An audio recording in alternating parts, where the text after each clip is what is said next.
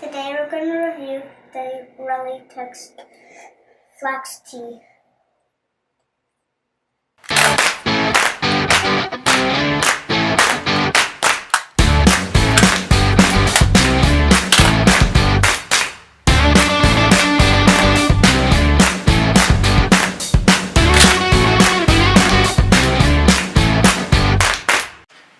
Hey guys, welcome to my channel, and today we're going to look at the Rolleiflex T. So the Rolleiflex T was made between 1958 and 1976. They made almost 130,000 of these cameras. So the reason why these cameras were so popular was because they were a lower end model to the Rolleiflex line. So they were actually in between the Rolleicord models and the Rolleiflexes. So on the high end you had your Rolleiflex 3.5F, 2.8F. On the low end you had your Rolleicords, and in the middle you had the Rolleiflex T. So what's different about the Rolleiflex T compared to some of the other Rolleiflexes? Well, if you look at the front of the camera, the main difference is pretty obvious. It lacks the two control dials that are typical of the other Rolleiflex cameras. So then you might ask, well, how do you change aperture and shutter speed on this camera? Well, there's a lever right here that actually controls both the shutter speed and the aperture. And the way it works is you move it up and down, and it changes your aperture and shutter speed in tandem, so it locks the exposure.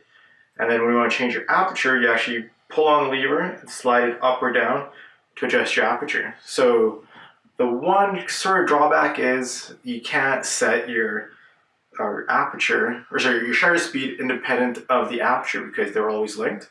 So when you change your shutter speed, you're inadvertently changing your aperture, and then you have to switch it back to the aperture you want to after you change your shutter speed.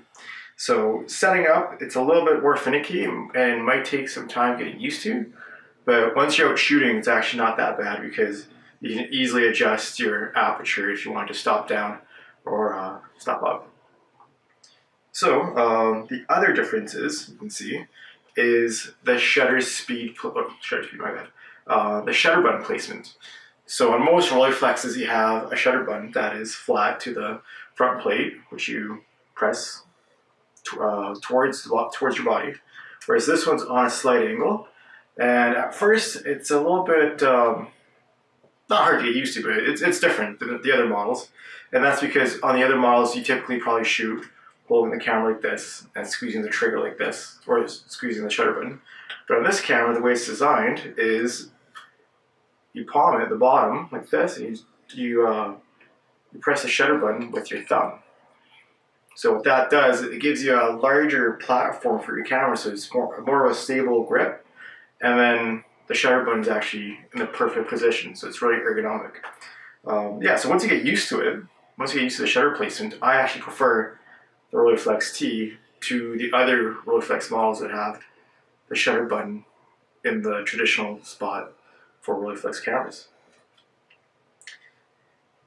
So since we're talking about the front of the camera, worth noting is that the taking lens is a an f3.5 75mm tester lens, which is typical of the earlier Rolleiflexes like the MX EVS, but the later Rolleiflexes, the higher end models, had either a planar lens or a Zenitar lens, which is either a 5-element or a 6-element later on. So the tester lens is a 4-element lens. It's a little bit of a simpler design. Wide open, it probably won't be as sharp as the lenses on the 3.5F or the 2.8F, but unless you're looking for absolute you're not going to notice it from day-to-day shooting, even if you're into street photography or if you're into most other kinds of photography. I think if you're shooting architecture and you're shooting wide open most of the time, then you might want a 2.8F or a 3.5F. But this lens, once you stop down to about f8, f11, it's plenty sharp across the board. Plus, it's medium format, so if you're stepping up from 35mm, it's a massive increase in quality, sharpness, tonal range, all that stuff. So the taking lens is the tester. The viewing lens, the nice thing about this one is it's an f2.8. So unlike the Rolleicords, which have an f3.2, on this camera you're getting the same viewing lens as you do on the 3.5f or the 2.8f, and that's going to give you a really bright, easy to focus image, and that image is going to be on the modern Rolleiflex hood and focusing screen. So the Rolleiflex T has the same type of interchangeable viewing hood and focus screen as the 2.8f and the 3.5f. So what that means is you're gonna get the brightest Rolleiflex viewing experience basically, versus some of the other models like the MX EBS, the Rolleicords, or even like a 2.8e, which with a stock ground glass screen is actually pretty dim and hard to focus indoors. So the nice thing here is it's as bright as Rolleiflexes get out of the box. Of course, you can always upgrade your screen to an aftermarket one, but out of the box, it's going to be plenty bright, and you can always interchange your screen. So if you don't like the stock plain matte screen that it comes with, then you can upgrade to one that has either a micro prism in the middle or it has the rangefinder. Personally, I like the plain matte screen of the Rolleiflex T because I don't like having anything in the middle of my screen to kind of interrupt my flow of composition. So like for me, I like judging focus based on how sharp the image looks on the focusing screen and not using one of those rangefinder patches and trying to find two straight lines to match up. So that's that. One difference worth pointing out though is that even though it's got the pop-up hood just like the 2.8f and the 3.5f, it lacks the little diopter on the back and the swing down mirror for eye level focusing. So on those two cameras, 2.8f and 3.5f, you can actually do eye level focusing through a little viewfinder hole in the back of the hood, which is omitted on the T. And that's mainly because the T was a lower end camera, so they got rid of some of the higher end features. So a couple of other things worth mentioning when looking at the front of the camera are, the nice thing about the T is it uses the standard Bay 1 mount for filters, close-up lenses, hoods, and other accessories. So they're easy to come by, they're fairly inexpensive, and they're interchangeable with the other Rolleiflex Yashica models. So the nice thing is, like I said, they're not super expensive. So you can get a full set of filters plus close-up lenses and a hood for around, say, $200, $250, maybe even less, versus some of the higher end models like the 2.8f and the 3.5f. They use a different bayonet mount, and those filter sets cost sometimes 3 or 4 times what you pay for a Bay 1. So that's a nice feature of the T. Another thing worth mentioning before I forget is the shutter sound on the T is actually different than that on the other Rolleiflexes. It's not so much the shutter sound as it is the shutter or the shutter button sound. So for whatever reason, the mechanism in the T, when you press the shutter button, the shutter sounds more or less the same, but when you release the shutter button, there's that loud click. And I have no idea why they did that. If you read online, other people complain about it.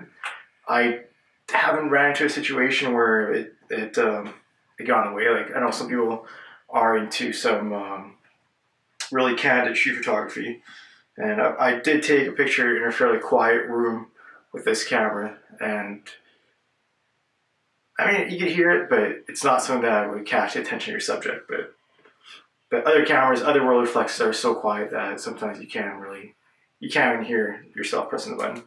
But it's one thing to consider. All right, another thing worth pointing out with the Rolleiflex T is the film loading. So the one thing you're going to lose on the T when you compare it to other Rolleiflex models is the automatic film sensing system. So basically on the other Rolleiflexes, you have, or the more modern ones, you have a feeler roller that feels the thickness of the film. So all you do is you feed the leader into your take-up spool, close the back, wind the film, and the camera senses the film and starts counting and stops at the first frame essentially. Whereas with the Rolleiflex T, it's basically like most other medium format cameras where you have to manually line up the arrow on the film with the dots on the back. And then close it. So on the positive side, there's less things that can go wrong with your camera, because typically on these old cameras, when things fail, they're costly to fix. But if your film sensing mechanism fails, then it's not going to stop on the first frame. And my 2.8C, which isn't doing it anymore, had an issue where it failed to stop on the first frame, and that camera basically needs to be cleaned, adjusted, and lubricated. But again, it's one less thing to worry about when you're out shooting and buying a camera. Alright, so let's touch upon build quality, because one of the things you read online is the Rolleiflex T is just a rebadged rolly cord with a crank on the side, and the quality is nowhere near a 3.5F or 2.8F, and you should save your money and get one of those cameras. Well, truth be told, it's actually a really high quality camera. It's well built. I have a 2.8C and I had a 2.8E, and the quality honestly is pretty much the same. The main difference is they simplified the design of the camera and the components to reduce cost. So it's not like you're getting a looser fitting camera, or it's not as smooth. It's just as smooth, it's just as tight fitting. Only difference is some of the parts are simplified or omitted, like that film sensing mechanism. If you look at the bottom, the locking tab on the Rolleiflex T is just a bent piece of metal, which is well made and strong and works fine. But on the 3.5F, 2.8F, it'll be a molded metal piece that's got a leather trim on it, so just over the top, right? But another thing is the covering on the T is actually not real leather. It's a synthetic, like a rubbery leather finish. So on the plus side is it's not going to wear like some of the other cameras. If your hands are wet, if your hands are sweaty, it's not going to ruin the finish. Whereas on a typical Rolleiflex, it's made of leather. You'll often find them with the leather worn down, showing the black dye on the leather being worn down. And yeah, so if you're out shooting, your hands are getting sweaty, your hands are wet, you're at the beach, you don't have to worry about drying off your hands to handle your camera if you're one of those people that really cares about your camera and tries to keep it looking pristine.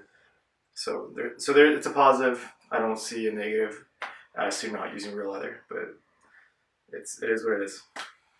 Alright, so that should give you a pretty solid overview of the camera. I hope I covered everything there that you guys would want to hear. If you don't, just ask a question in the comments and I'll do my best to answer. But you might be wondering who would want to buy a Rolleiflex T. Like, if you have to choose between the MX EVS, which is roughly in the same ballpark, or if you want to step up to a 3.5F, is it worth the extra money?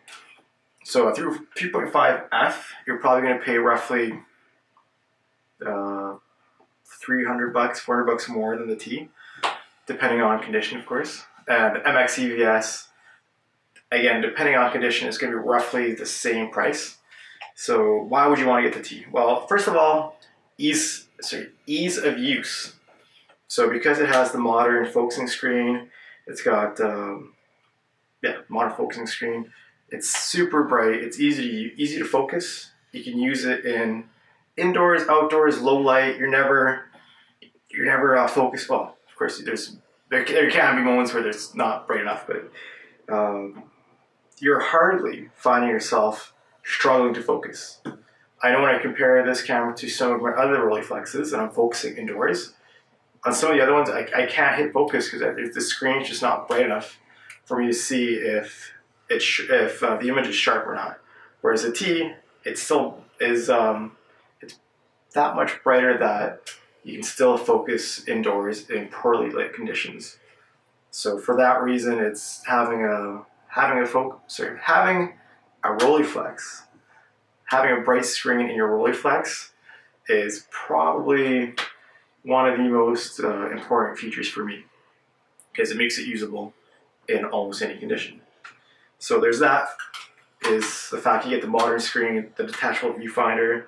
If you want to use prisms, if you want to do eye level shooting, easy change. You can't do that with, well, to do that with one of the other Rolleiflexes, you'd have to undo screws, and you can actually probably retrofit a prism onto one of the non-removable hood Rolleiflexes, which I have seen done, but it's not something that you can do out of the factory. And then again, you're mounting it with screws, and you can't switch back to a standard viewfinder quickly.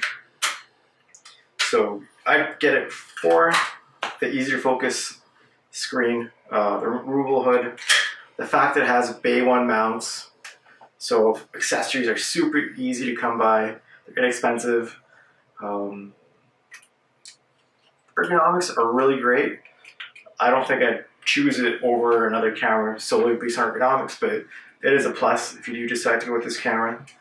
And lastly, I would say, well, actually, here's something you might not know, but the 3.5 Tessar lenses and perhaps the planars on the 3.5f. So the 75 millimeter lenses actually focus closer than the 80 millimeter lenses on the 2.8f and the other 2.8 Rolleiflexes. And the difference is half a foot in terms of how close you can focus, which doesn't seem like a lot, but I have found myself in situations where it's a tight area, tight space, and that extra half foot is actually pretty useful because it'll let me hit focus. It was just at the very end of the focusing range. So that is, I find, a benefit for me. And of course, you can always use the close-up lenses, the Rolleiflex, which for the Bay 1 are a lot cheaper and easier to come by than the Bay 2 and 3. So like a Bay 1 Rolleiflex is going to set you back in good condition probably around $70 to $100. Yeah, it depends on condition and how lucky you get. Whereas the Bay 3 mount for the 2.8, you're going to be paying double, sometimes maybe even triple. And they're hard to come by too. So that is definitely one major plus of the Bay 1 mount. So for those reasons, the screen, the Bay 1 mount, they're fairly easy to come by. And the price, I paid for this guy here, I paid $150. And it's in great condition, it works fine, can't complain. Alright, so let's take a look at some sample pictures that I took over the past year with this camera. Yeah, I shoot mostly black and white. I use colored filters to improve contrast, so you might not be able to get a good idea for the native contrast of this lens, but it'll be a good, I think I'll give you a good idea for what you can expect with the Tessar lens, with medium format, and with the Rolleiflex T. So this was shot wide open at f3.5, and this just gives an example of the subject isolation you can get when shooting wide open with the 75mm lens. This one was also shot wide open, and this one was pretty close to the minimum focus distance. This one was also shot at f3.5, and this one gives a really nice example of the tonal range and the nice contrasts you can get on the Tessar lens. So here's a slightly closer crop just to give you an idea of how sharp the Tessar lens is wide open. Here's a landscape shot done at f11, and here's a crop of the lower left of the image. So you can see at f11 it's plenty sharp. There's really no complaints. These last few photos were all done at night, and the Rolleiflex was still easy to compose on, easy to focus. The screen was still plenty bright to shoot at night, which is really nice. Alright, so that concludes my review of the Rolleiflex T. If you have any questions, suggestions, comments, please comment below. This is my first review video on YouTube. I know I need practice, I know I need work, but I can guarantee you they will get better. And yeah, please subscribe, because I got a lot more cameras I want to review, I got a lot more gear I want to look at, and I'm always picking up new stuff. So if you love cameras, specifically vintage mechanical cameras, and you like shooting film, there's going to be something for you, for sure, at least once a week on my channel. And yeah, like I said, comment, let me know what you think, give me suggestions, pointers, or anything. Thanks.